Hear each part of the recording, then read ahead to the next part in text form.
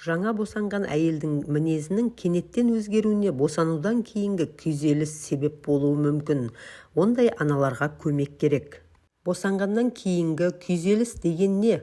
Ол ауру. Әйел босанғаннан кейін оның ағзасы толығымен қайтадан қалпына келеді.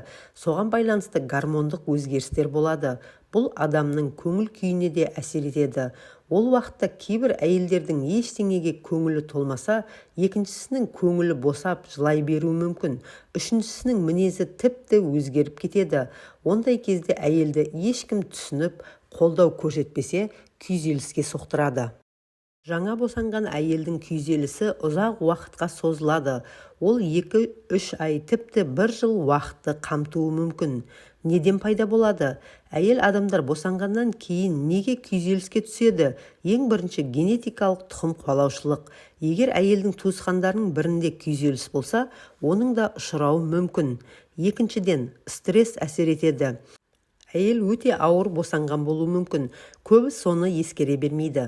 Мысалы, кесір тілігі арқылы босанған әйелдер бар. Немесе кейбір әйелдің босану кезінде жатыры жыртылып кетуі мүмкін. Оның бәрі ауырады. Ондай кезде тұру, тамақ істеу, келген қонақты күту қиынның қиыны. Ондай жағдайда жақындардың қолдауы өте қажет.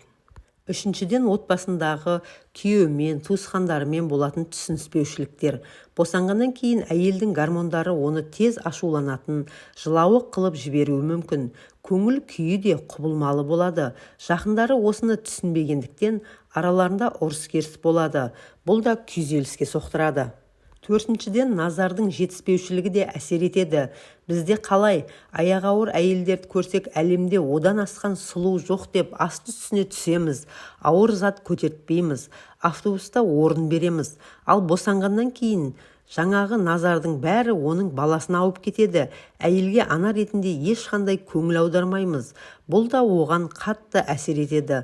Ондай кезде әйел өзін бала туып берген соң ешкімге керексіз болып қалатын құрылғы сияқты сезініп қалады. Сол себепті назар ана мен балаға теңдей бөліну керек. Босанудан кейінгі күйзелістің белгілері.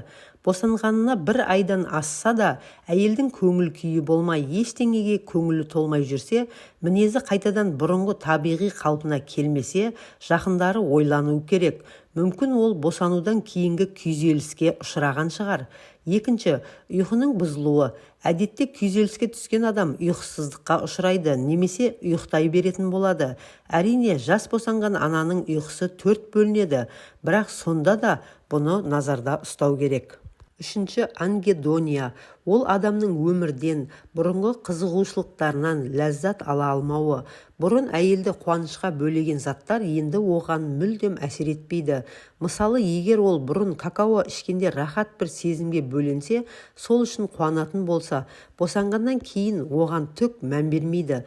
Алдына какао әкеліп қойсаң, бір қарап отыра береді. Немесе бұрынғы сүйікті фильмдерін енді көргісі келмейді. Міне, бұл адамның күйзелісте жүргенін бірден көрсетеді. Төртінші, әйелге небір қорқынышты ойлардың келе бастауы. Ол өзін ешкімге керексіз, нашар ана сезінуі мүмкін. Бұл суицидке әкеледі. Сол себепті де күйзеліске немқұрайлы қарауға болмайды. Өзі жазылып кетеді деп созып жүре беруге болмайды. Кәсіби маманға жүгіну керек. Қалай емделу керек? Негізгі емі психотерапия мен психиатрдың тағайындап берген дәрі-дәрмектерін қабылдау. Бірақ біздің қоғамда психиатрға бару ұят деген стигма бар.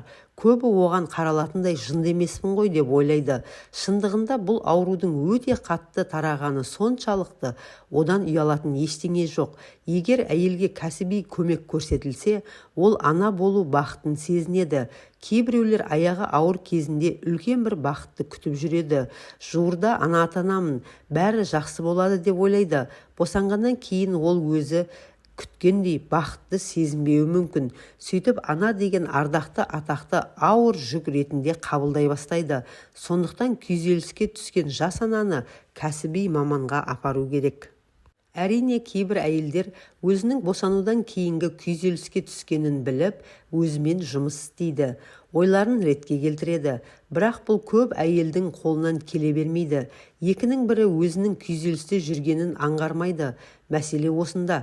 Кез келген әйел туысқандарына «Мен босанудан кейінгі күйзелісте жүрмін, маған сендердің қолдауларың қажет. Сіз маған баланың күтіміне, тамақ істеуге, келген қонақтарды күтуге көмектесіңіз, ал мен өз-өзіме келіп алайын, балаға көңіл бөлейін» деп айта алмайды. Сол себепті оларға кәсіби маманның көмегі керек. Босанудан кейінгі күйзеліске көп әйел ұшырайды, оның салдары қорқынышты. Бұндай кезде әйел өмірге қуанышпен қарай алмайды, тіпті балалы болғаны үшін қуанып, оған мейірімін төге алмайды. Бұл туралы өте көп зерттеулер жасалған. Анасы босанудан кейінгі күйзеліске ұшыраған баланың ақыл-ойы кеш жетіледі. Олар интеллектуалды тұрғыда әлсіз болады, көптеген нәрселерді түсінбейді, эмоционалды тұрғыда алғанда өзінің қатарластарынан кіші. Осыдан мектепте көптеген мәселелер туындайды. Ондай балалар достаса алмайды, адамдармен қарым-қатынасқа түсе алмайды, оқуға зейін қоя алмайды. Неге солай? Себебі олардың аналары күйзелісте болып, баласына жеткілікті махаббат бере алмаған.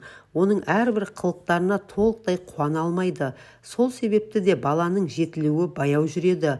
Ондай балалар күйзеліске түскіш, өзге де психикалық ауытқуларға бой алдырғыш келеді.